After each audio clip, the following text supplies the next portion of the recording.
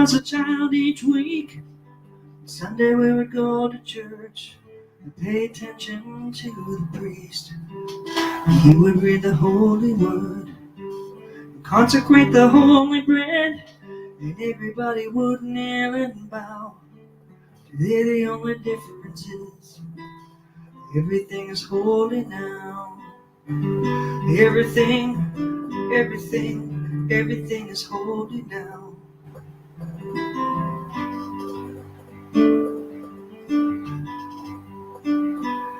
When I was in Sunday school, we would learn about the time Moses split the sea in two, and Jesus made a water wine.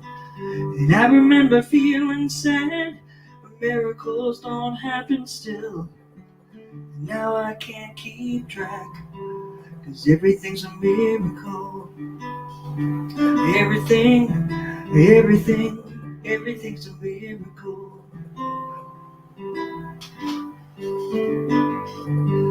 Wine from water is not so small. An even better magic trick. Said anything is here at all. So the challenging thing becomes not to look for miracles, finding where there isn't one. And holy water was rare at best.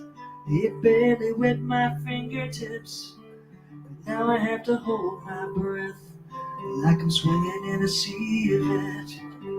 It used to be a world half there, having second-rate hand-me-down. And now I walk it with a river and air, 'cause everything is holy now. Everything is holy now. Everything is holy now. Everything is holy now. Everything is holy now.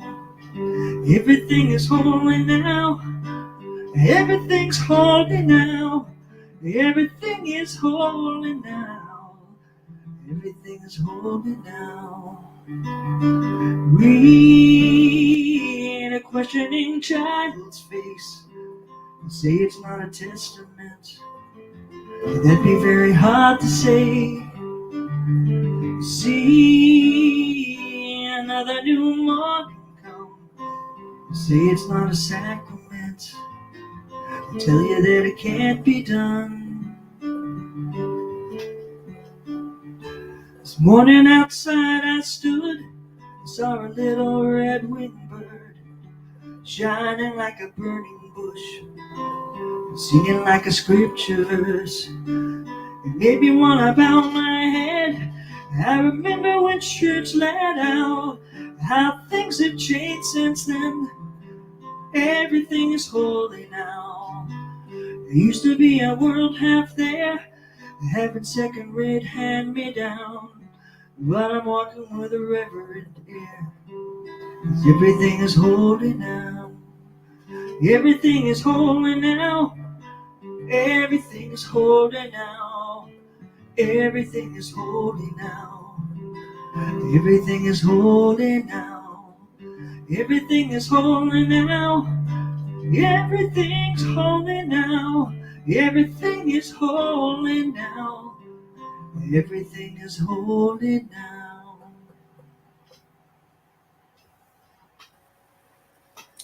Wow, that was wonderful, Barbara. Thank you. Yeah. Hello, everybody. Welcome to Unity of the Seacoast on Sunday, May 15th. Based on yesterday's weather, you would think it was August 15th, but it is May 15th. And I welcome you all. It's great to be here. I'm very excited about the upcoming opening of our church so we can be all together in person. I want to welcome new listeners. If there's anybody here that's new, if you feel comfortable, if you want to just put your first name in the comment section so we can know that you're here and new. And if you have any questions, you can put them in the comment section or get a hold of Tom. Tom will be happy to answer questions about unity. Today's daily word is freedom. Taking responsibility for my life leads me to freedom. Each life has its shares of ups and downs. Like most people, I have felt blessed by my happy experiences and laid low by my more difficult ones. I have used spiritual tools of forgiveness and gratitude to learn from and move beyond my more painful experiences. This kind of spiritual housekeeping is my key to lasting freedom. By releasing blame and regret over and over again, if necessary, I am ensuring that I will not be bound by the past and limited by an outworn image of myself. Life is dynamic, and so am I. My growth is dependent upon my forward movement, and I commit to embracing the freedom that comes from leaving the past behind. With gratitude, I bless the person I was.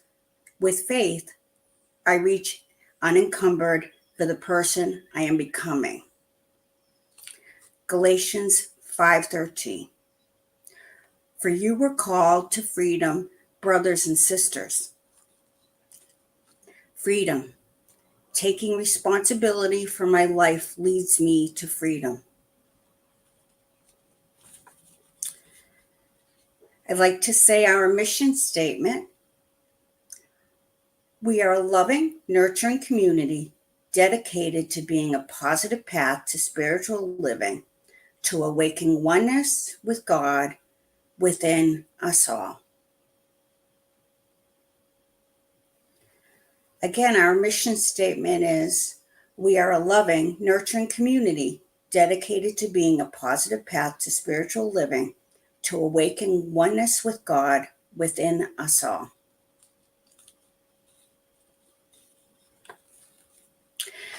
When I read the daily word, it reminded me of times in my own life that it has felt like there can't be a God, or that God energy isn't present for me when things seem like they go wrong. And through unity, I am learning over and over again that there is always God's present and God is good, whether or not I feel like things are going in the order that I feel they should be. They are pointing me in the direction that I should go and teaching me things that I need to learn. For anyone wishing to be added to our prayer list, please feel free to email Tom at tscheinler, so it's TSCHEINLER @yahoo.com, and Tom will put you on our prayer list. We have prayer chaplains, and Unity Worldwide have people that pray for the people on our prayer list. We pray for 1 month, and so does Unity Worldwide, also prays for a month for people on the prayer list. If you want to know what's happening at Unity for upcoming events, feel free to look at our website. We have new things happening. We have old or former writings from people on the website. The website just looks beautiful, in my opinion. It's so different than it used to be. We're just moving and growing. It's exciting.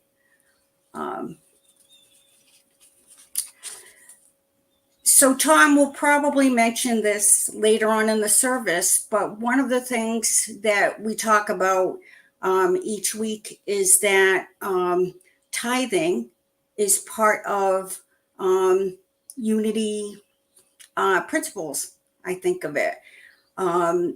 We tithe our time, treasure, and talents.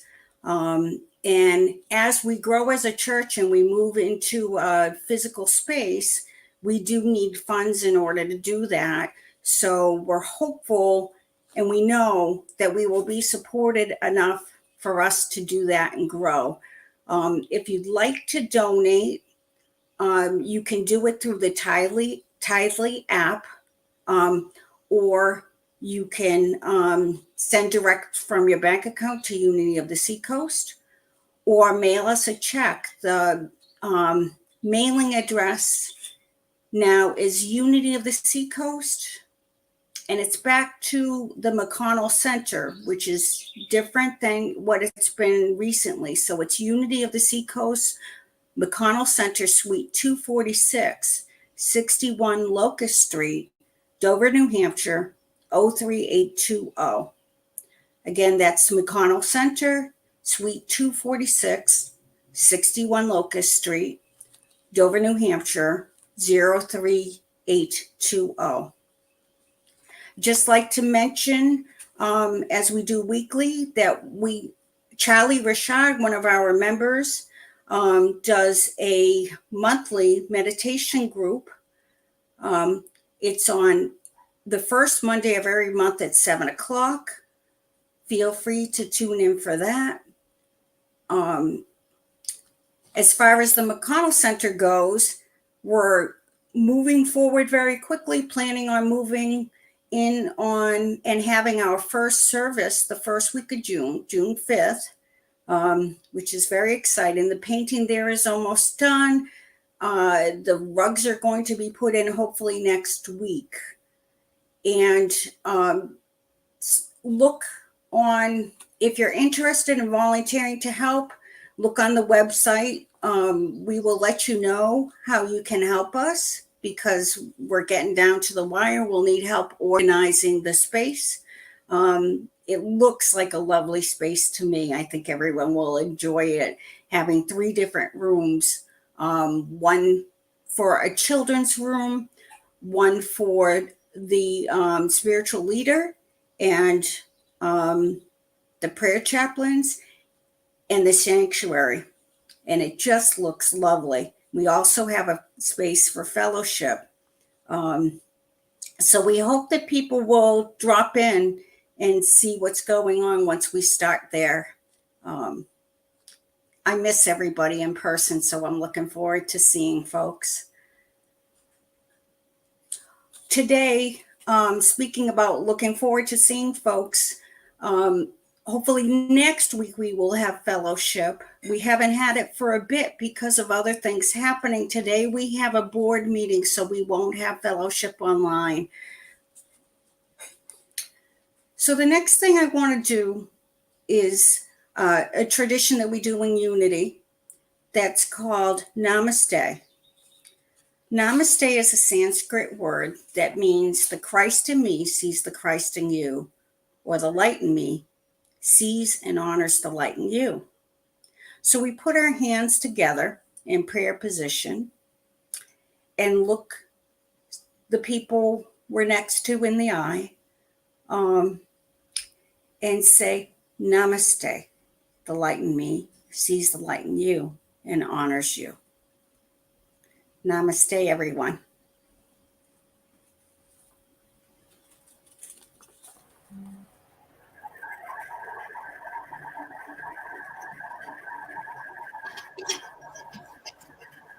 There are 3 things I do when my life falls apart.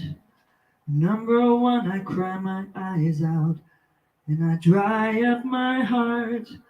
Not until I do this will my new life start. So that's the first thing that I do when my life falls apart.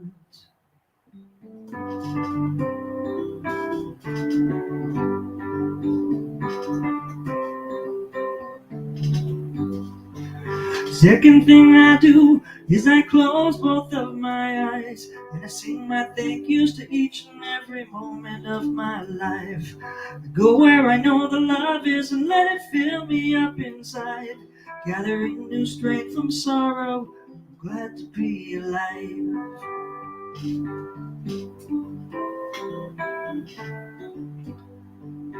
Things are looking up.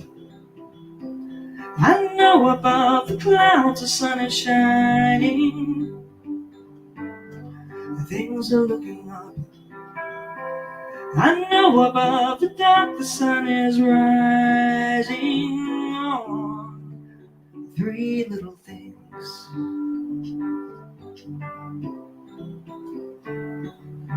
Three little things. Third thing that I do now when my world caves in is I pause, I take a breath and bow, and I let that chapter end. I design my future bright, not where my life has been. And I try again. Yes, I try again. Things are looking up. I know beyond the dark the sun is rising. Things are looking up. I know above the clouds the sun is shining on. Things are looking up. Love is still the answer I'm relying on. Three little things. Three little things. Oh, oh, oh, oh, oh, oh.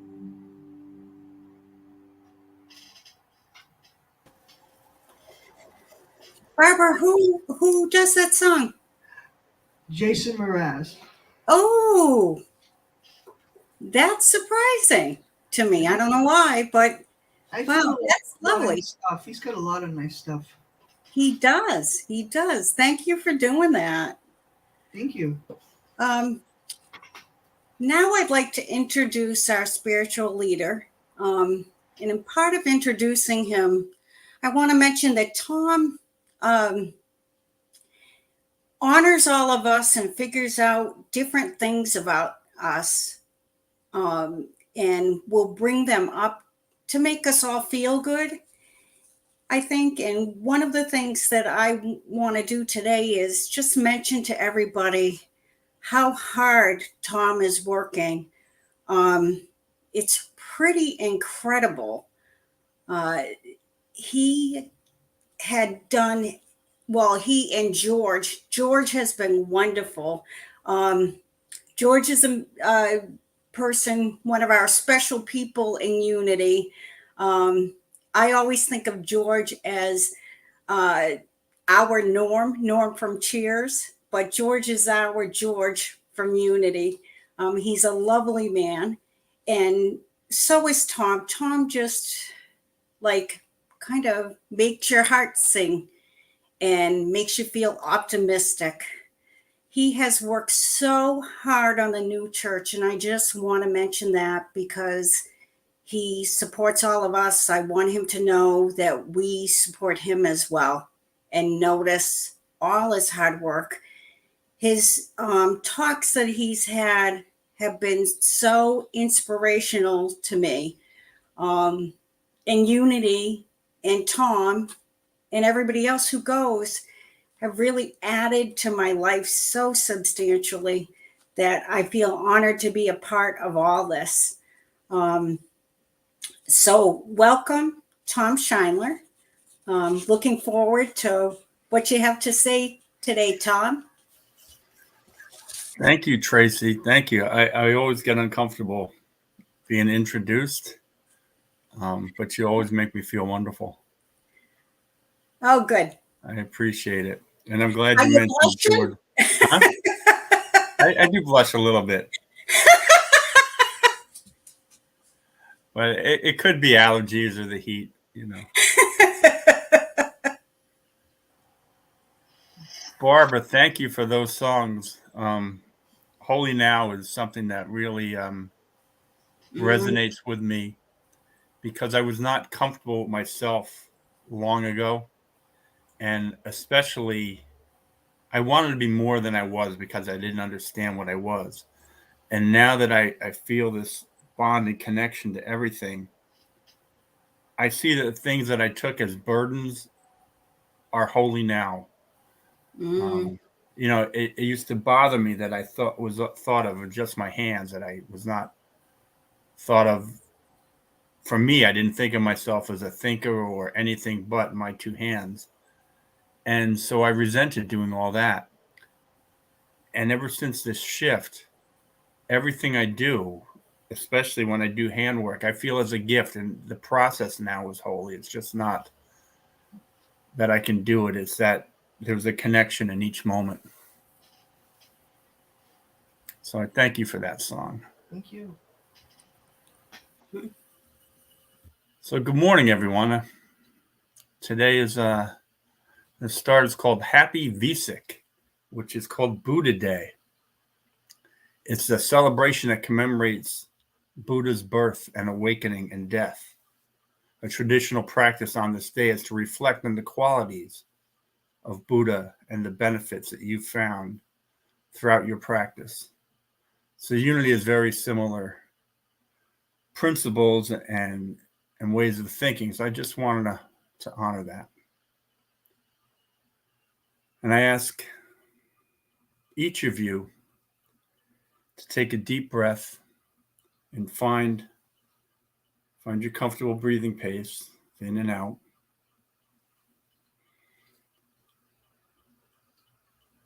And let your body relax.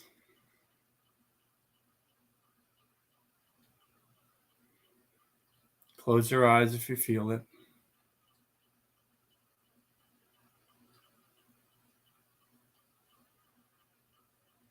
And just find comfort in yourself, in your being.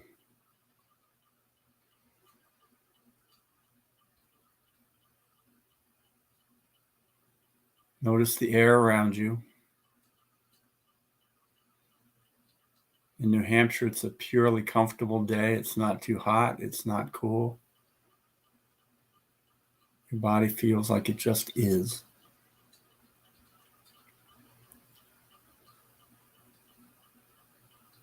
And know that you are enough.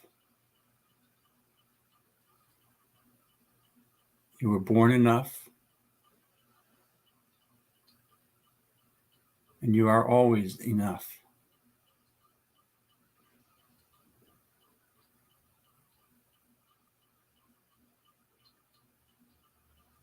We were born comfort to ourselves and comfort to others.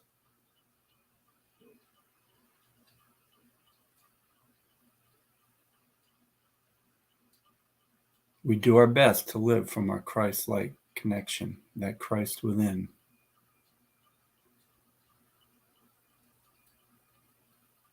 And part of doing this is no judgment, no recrimination.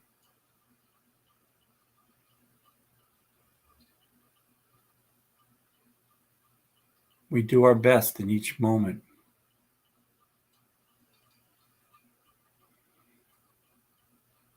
But we are enough. Sometimes we excel. Sometimes we don't. But each thing is on our path to ourselves.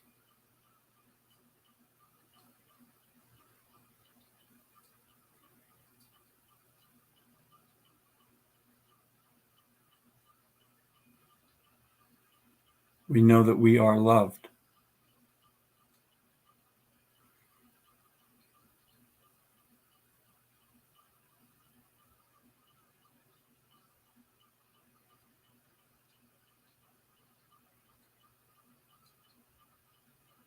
I ask you to come back to me.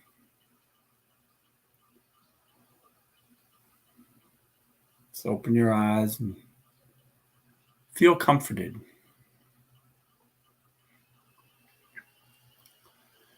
I had a talk planned, which was my follow-up to the Lord's Prayer talk. But as you guys know, if I'm not connected with something, I put it on the back burner until I feel that connection.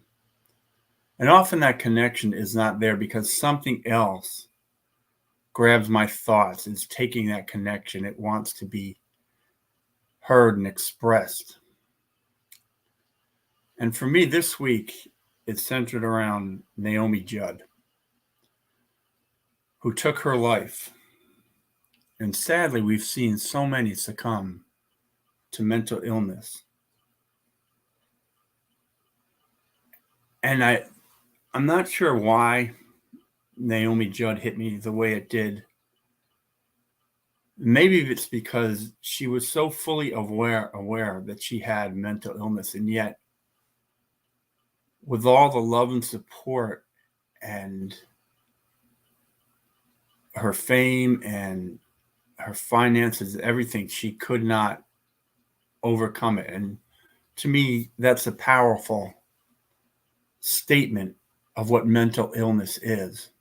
I thought the same thing years ago when Junior Seau took his life. He seemed like the happiest guy in the world, and yet mental illness took him. He couldn't overcome it. Because mental illness can hit every type of person. And we all at some point struggle with some sort of depression. We all have those moments where we have to be brave to face the day just to get out of bed. And for many, that depression lingers. We don't have the tools to process it. When we can't process it, it lingers and it takes hold, it takes root. And I mention that because it hits the seemingly happiest to the saddest person. It hits the rich, the poor, every race, creed, color, every orientation, every person you know can be facing a brave battle at that moment just to take the next step. You know, I want so much for my words to have empathy and to matter. And I always hope they do, but for people who are struggling, my words often don't matter. Your words don't matter because they see it different. And my depression started when I was very young, and life just added to it because I did not possess the tools. As a child, I felt less than, I felt discarded, I felt I did not matter. And throughout many days of my adult life, there were not many days that I did not think about death because I could not picture what it meant to be happy and whole. I feared failing. I had such a self-loathing dialogue going into my head in any given moment. I didn't trust anyone to really expand on it. I didn't trust myself. I had to be the best in every task. If I wasn't the best, then I let it erode at my self-esteem. I had a failed attempt at ending my life. I was surprised when I woke. I won't get into the personal details, but if any time I picked a good time to fail, that was it. And I'd like to tell you that I learned something from that, but I didn't. It just reaffirmed that I was worthless. I got better at drinking. And like Naomi Judd, my demons got bigger, and I did not know what to do. My best skill, as with many people who are depressed, is hiding the pain until it gets so obvious to the world that we're suffering. Because depression, especially deep depression, becomes like a tunnel vision. You see the light at the end of the tunnel, but everything in the peripheral is limited. You have a limited scope. There's no thinking about others. When people say it's a selfish disease, they're sort of right, but it's not selfish. It's self-focused. You want things to matter, but mostly you want to avoid the pain. You want the pain to go away, but the pain doesn't. It does not allow you to let other things matter, to let that happen. You know, depressed people may have fear or may appear to have sound reasoning, but it's not sound. It's often always guided by the pain. My drinking was out of hand. The way I treated others was embarrassing. I invented rock bottom over and over. It wasn't until the verge of a second breakdown that something occurred to me. Casey and I had split, but I called her and she said, when you call me like this, I think I should do something. And right then I realized why I was calling. See, out of the gate, the human has two primary goals. It's instinct, I guess, but one is to be happy and the other is to survive, that desire to survive. And I realized if I didn't have that desire to survive, then my rational thinking was skewed or gone, and I should not be the one making the decisions. I realized I had called Casey to help her, or to help me make a decision. She grabbed the helm and got me the help I needed. That was the beginning of change, and to be honest, that was all that she could do. I wanted people to help me, but there was little that anyone could do. Friends and family folks are not equipped to help. I did not know it until that moment, but Casey did the right thing. She got me the right help because nobody is equipped to help. We get caught up in our feelings on how to help someone else, or we listen to what we think is the rational answer, but it's not rational. If that one key part of the brain is not right, the part to survive, to desire to move forward, then assume that every other decision is not rationally based. If someone hints at that, don't worry about whether they'll be mad or upset. Get them the help that they need. I checked into a place in Manchester, New Hampshire. And that's where I began to learn there are things that I can do if I wanted. It began with sitting in group with people who struggled to do the minimalist task, to color and all that. And first day of group, I thought, well, this is freaking stupid. I can do this. And yet I saw a lady sitting next to me, no different from me, struggling just to color in the lines. And I helped her. And I began to realize that it's not about me. It's about empathy and compassion and reaching out to those around and helping each other. Most of this was not about me. It was breaking down the self-focused part of the disease. And that was the beginning of change. And I learned that I knew that I could live with depression. But that wasn't enough. My 19-year-old daughter at the time, I was telling her I could live with depression, and she got mad at me because she's 19 and has all the wisdom in the world. She goes, why can't you just be happy? And that rolled around in my head. Why can't I? So I decided I was going to change. I was going to study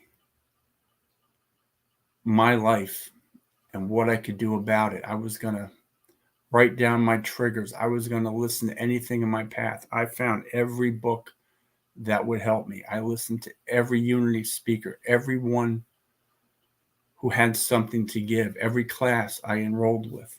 People often ask me, Tom, what book helped you the most? And if they're looking for a specific book, I can give them one or two.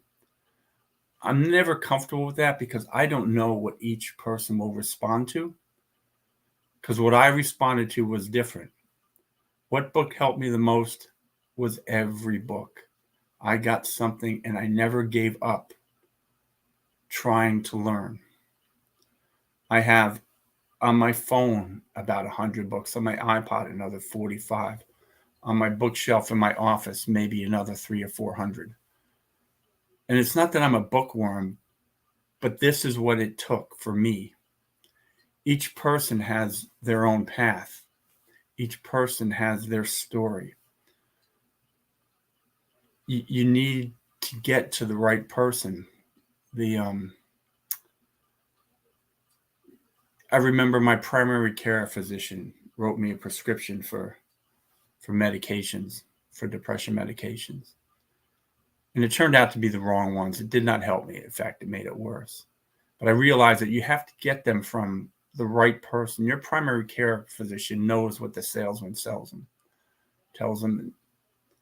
But each person's story, for me, when I got the right ones, I needed the medication. I needed to slow my brain down enough so I can study. I haven't taken them. I took them for maybe 6 months until everything else kicked in. Others' path is different. Some may need medication their whole life. Some may not. But it's doing the work that counts. I don't know what yours or other work will be. I know people come and talk to me, and the best tool that any of us has when someone with mental illness comes to talk is this. We don't need to respond. I don't tell my story when I talk to people about their troubles because it's their story. My story becomes a projection of me onto them, and I don't want that. You don't want that with someone else because you're not helping them. You can have empathy and maybe empathize, tell them that you empathize. But deep, concentrated listening is the best that you can offer. And allow them to speak it through. And for those struggling who want to talk to other people, know that it's difficult for them. We're not given the skills to handle that. And we have human reactions when someone's constantly talking to us about how difficult their life is. It's tiresome. I don't want to say that coldly, but it really is because we're humans. And we have that reaction. So don't be aware that when people talk to you, but if you're someone talking out, be aware that it's tough for them too. It's just the way it is. And that's why there are specific people for this help. And sadly, there's some people that just can't overcome it. Maybe the teen years go away and life settles on and they can move out of it. Maybe it doesn't. Maybe our triggers keep happening over and over, and they're going to happen. We learn to possess the tools to change that. And that's what getting help is. That's what all those books taught me. I do 7 to 10 things set up every morning that will interact in my day to bring me joy, because I know that throughout the day, there are things that can irritate me and set my mood. So I don't leave my life up to those random things. I make sure I eat something that I want to eat. I drink something that I want to drink.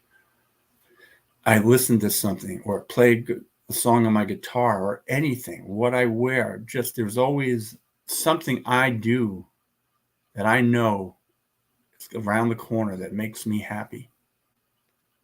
I am grateful for each day. I do a grateful practice before I get out of bed each morning. And we've talked about that, so I won't go into that. But each of us need to find out our triggers, find out the things that make us happy and lead us away from happiness. The daily word today was freedom, and I thought it was very fitting. Taking responsibility for my life leads me to freedom. We are the only ones who can take responsibility for our lives. I often say that if I had known that this side of happiness was here, I would have come sooner. And I love to share this side of happiness with people.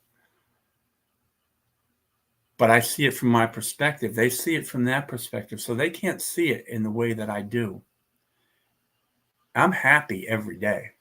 And my happiness is not unicorns and butterflies. And I don't think I would want that. My happiness is that I am where I'm supposed to be in the moment. I am with who I am supposed to be. And I have the ups and downs, but I have the tools to possess them. I need to have the downs as much as the ups. Nobody likes the downs. But it shows comparison in our lives. We get to understand the good times by having the down times, and the down times will happen. I couldn't be where I am now if I did not learn to be happy. I could not have worked on my marriage, and I knew it at the time, unless I had learned to be happy. Because if I had gone back to Casey, the same person, then the same results would have happened. And that would have been devastation and not fair for her or for my kids. It wasn't until I realized that, man, I was no longer depressed at the end of the day. I wasn't self-reflecting on the day that I realized I'm happy. I'm comfortable. I'm 74-degree weather with sun and clouds, and that's how I feel. That's kind of why I started that meditation. Once I realized I'm that, I realized that I could reach out to Casey again because I didn't need her to be happy. We enhance each other. And I tell you that it grows daily. This point in my life, I was saying yesterday, has been the best year of my life. I am sad that I lost my aunt, but everything else around it, I've been able to do things for Casey that I haven't been able to do. Building this car for her. I mean, just every day I can express love to those I know, and it's sincere. But you're going to meet people in your day, and it could be you, who are fighting a brave battle, who don't know how to step forward. And folks, trust me, each step is bravery. You know, when I watched Ashley Judd talk about her mother, she said something that I've always said, and it stuck with me, and I was always glad. I was glad to hear her say it. When we have a thought that leads away from our happiness, it is a lie. Remember, our first two primary functions are to lie, to be happy, and to survive. The outside world then begins to corrupt at us. But if one of our primary functions as a human is to be happy, and that's what God wants, that's the whole nurture thing, that's the evolution of the human spirit. If we are telling ourselves inside things that don't make us happy, it is not a truth, it is a lie. And we begin by recognizing that that's a lie. Write down the things that trigger you. You don't have to act on them, just start to identify them. Eventually, you learn ways to solve them. I still get triggers. They're not going to go away. It's just how that you react to them. I no longer react really bitterly toward them. And sometimes you step away. I have to step away from talking with my sister now and then because she is a master at bringing up old triggers. We're all going to have them, but we learn how to deal with them. Sometimes it takes stepping away from situations. They're not putting us in the same situation.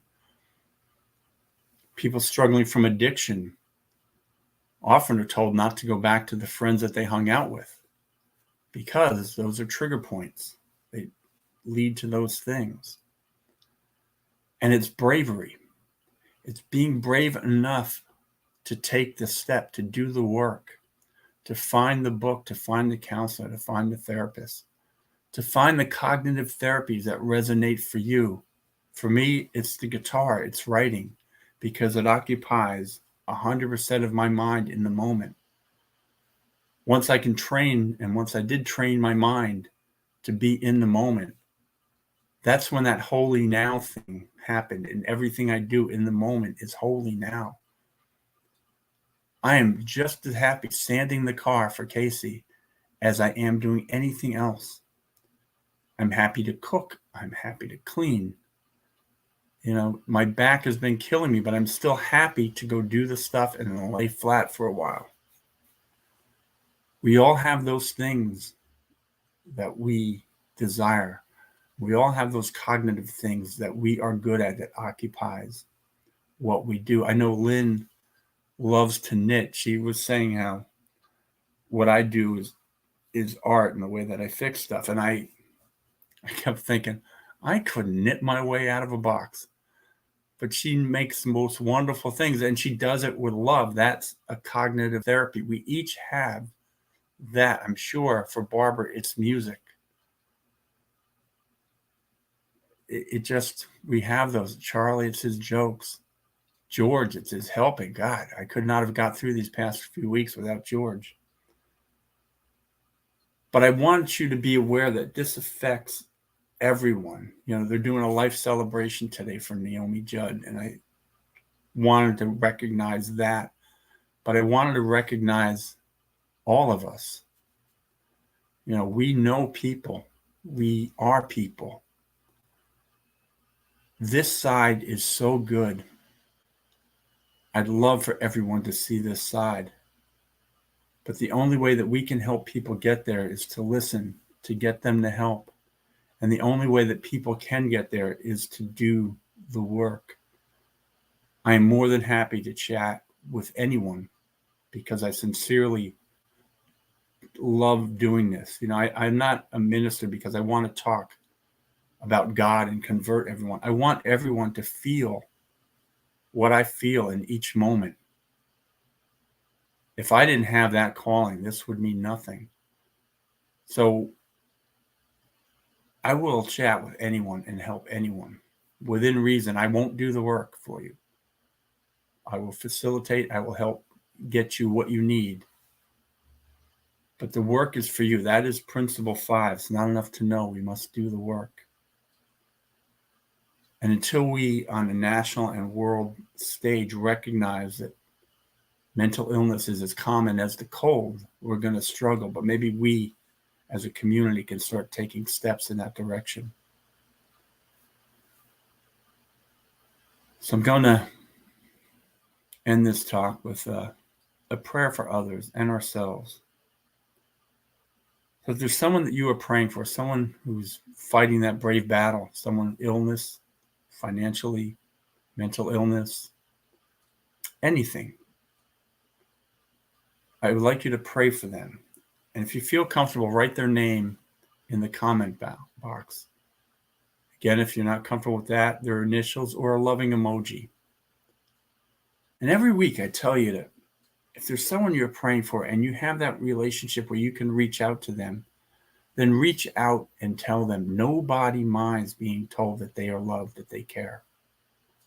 The fastest way to make that prayer answer is to let them know. Imagine sitting home and just having that day where you're struggling and the phone rings and pick it up and, hey, Tom, I was thinking about you. I love you. That changes. That's the way to make a prayer land. So we hold these people in our hearts. We affirm their wholeness, their health, their love. We see all those in the world with empathy and compassion.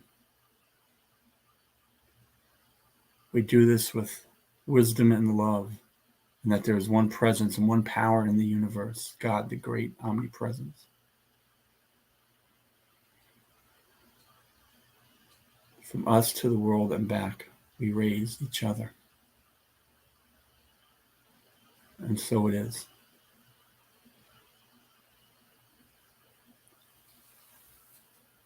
Next, I would like to do the prayer of tithes and affirmations. So we'll be in service together, and this will be the time that we pass around the basket. I'd like you to place your hand over your heart. Repeat with me. Divine love, as me, blesses and multiplies all that I am, all that I have, all that I give, all that I receive. And so it is. And we'll end this service with the prayer of protection.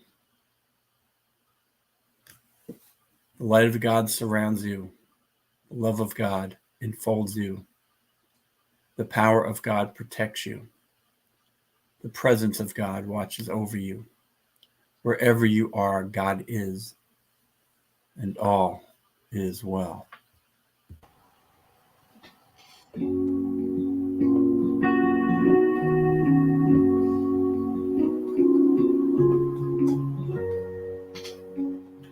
Let there be peace on earth and let